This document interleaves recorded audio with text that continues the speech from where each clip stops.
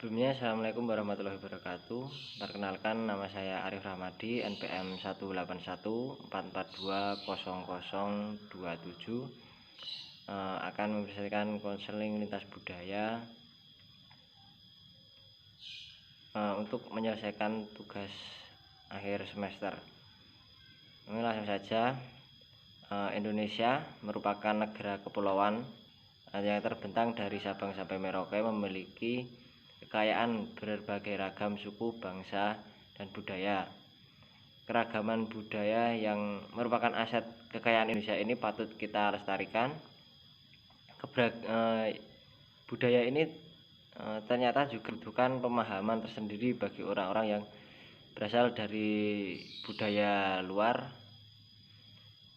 yaitu beberapa budaya menjadi pula pemahaman dan cara tersendiri dalam menjalani komunikasi, termasuk dalam memberikan pelayanan bimbingan dan konseling, yaitu proses interaksi dan komunikasi yang berlangsung secara intensif antara konselor dan konseli atau klien, dipandang dari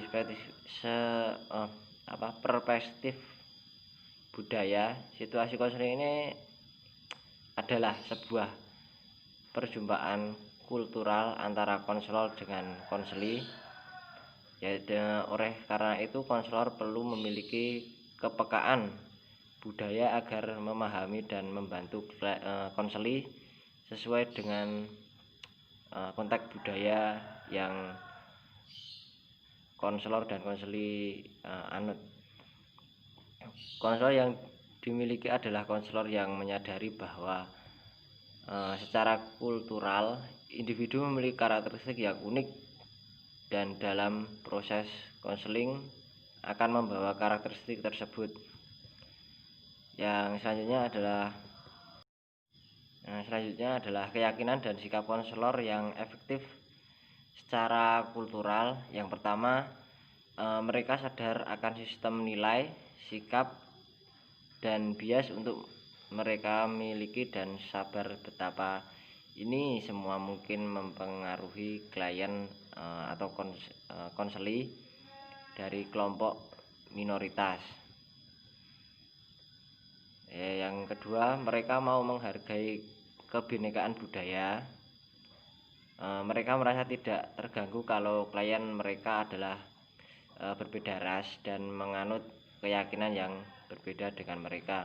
Jadi misal ada konselor dari Jawa, terus ada konselinya dari Medan. Sebagai konselor harus pintar-pintar untuk menghargai kebinekaan budaya dan beragam budaya. Yang selanjutnya,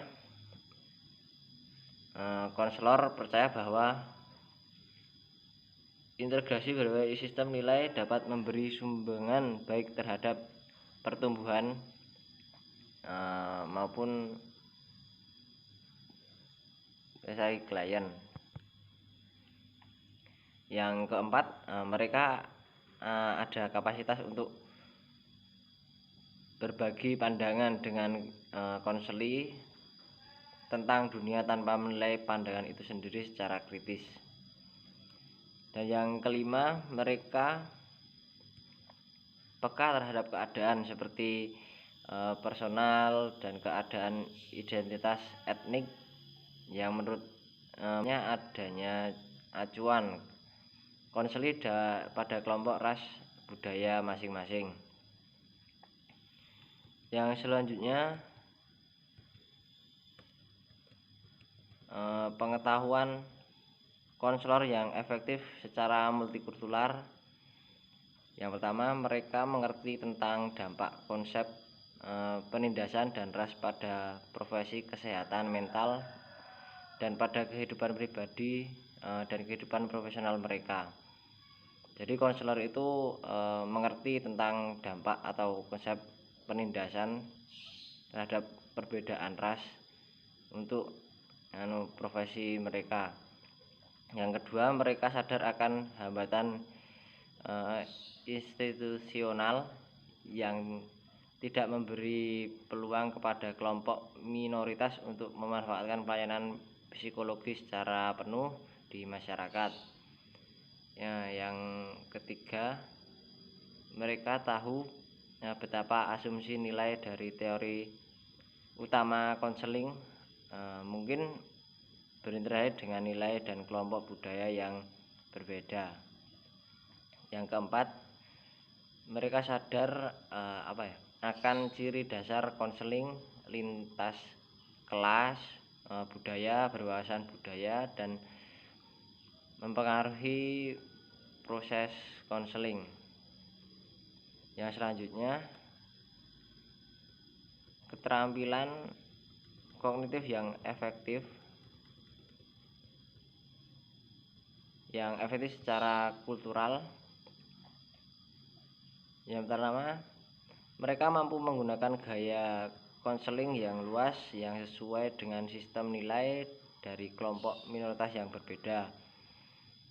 Ya, yang selanjutnya, mereka dapat memodifikasi dan mengadaptasi pendekatan konvensional kepada konseling dan psikoterapi untuk bisa mengakomodasi perbedaan-perbedaan kultural. Yang keempat, mereka mampu menyampaikan dan menerima pesan baik verbal maupun nonverbal secara akurat dan sesuai. Yang keempat, mereka mampu melakukan intervensi di luar dinas apabila perlu dengan berasumsi pada peranan sebagai konsultan dan agen pembaharuan.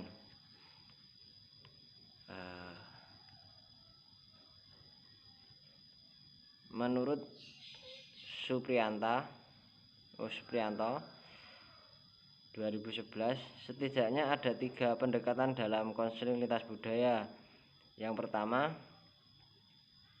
pendekatan universal atau etik yang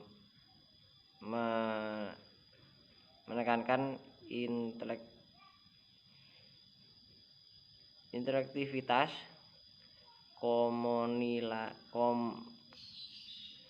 komunilitas atau keuniversalan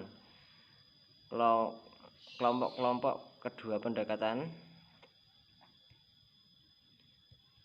yang kedua, pendekatan etnik khususnya budaya yang menyoroti kearifan khas dan populasi-populasi spesifik dalam bentuk-bentuk konseling, khususnya mereka yang berbeda ras dan suku. Yang ketiga, pendekatan inklusif atau transstruktural. Mereka menggunakan istilah trans sebagai lawan dari inter untuk menekankan bahwa keterlibatan dalam konseling merupakan proses yang aktif dan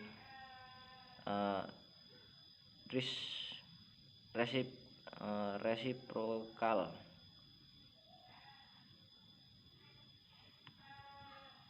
Yang kedua, ada beberapa model konseling lintas budaya. Yang pertama, model berpusat pada budaya. Model berpusat pada budaya didasarkan pada suatu kerangka pikir budaya.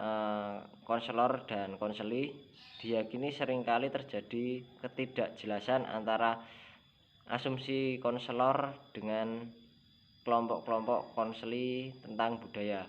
Bahkan dalam budaya itu sendiri, konseli tidak mengerti keyakinan-keyakinan budaya yang fundamental. Konselnya demikian.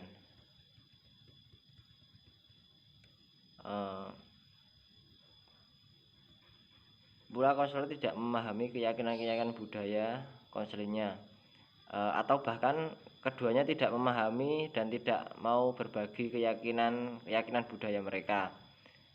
Oleh sebab itu, pada model ini budaya menjadi pusat perhatian. Artinya Fokus utama model ini adalah pemahaman yang tepat atau nilai-nilai budaya yang telah menjadi keyakinan dan menjadi pola pikir perilaku individu. Dalam konseling ini, penemuan dan pemahaman konselor dan konseli terhadap akar budaya menjadi sangat penting. Dengan cara ini mereka dapat mengevaluasi dan masing-masing sehingga jadi pemahaman terhadap identitas dan keunikan cara pemandangan masing-masing. Yang kedua adalah model integratif. Ada beberapa variabel sebagai satuan panduan ke konseptual dalam konseling. Yang pertama adalah model reaksi terhadap tekanan-tekanan rasial. Yang kedua, pengaruh budaya. Yang ketiga, pengaruh budaya tradisional. Yang keempat adalah dan keluarga. Pada kenyataan masing-masing sulit untuk memisahkan pengaruh semua kelas variabel tersebut, karena justru yang menjadikan kunci keberhasilan konseling adalah asesmen yang tepat, pengalaman budaya tradisional sebagai suatu sumber pengalaman tradisional. Yang ketiga adalah model etnomedikal. Model ini merupakan alat konseling tradisional yang berada pada paradigma dialog terawal dan peningkatan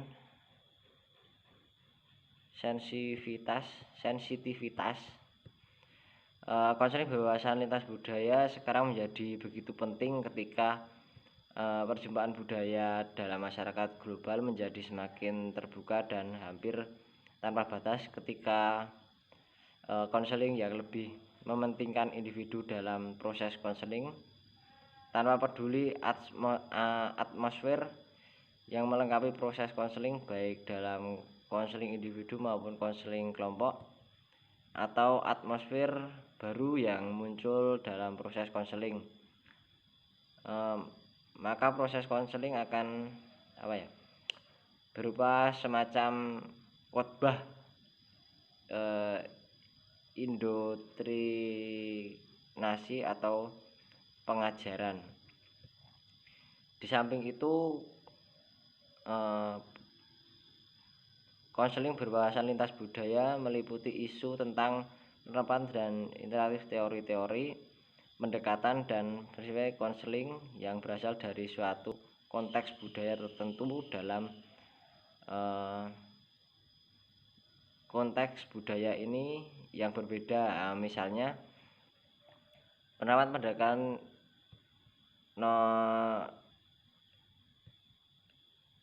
rasional dan konteks budaya. Mungkin dan yang selanjutnya, konseling berwawasan lintas budaya merupakan perhatikan latar budayanya. Hubungan konselor dan konseli pada dasarnya merupakan hubungan dua orang memiliki perbedaan budaya.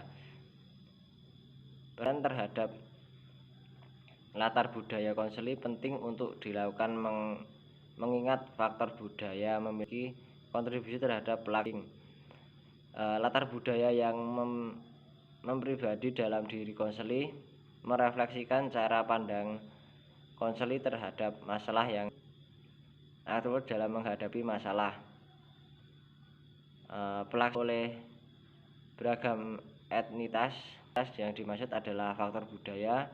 Faktor budaya tersebut dalam hubungan konselor dan keberbedaan dari beragam masalah konseling yang notabene merupakan salah satu profesionalitas konseling merupakan produk suatu budaya tertentu yang karanya dalam mempengaruhi juga belum tentu sesuai dengan budaya konseli. Mungkin yang dapat saya sampaikan, banyak kurangnya saya mohon maaf. Assalamualaikum warahmatullahi wabarakatuh.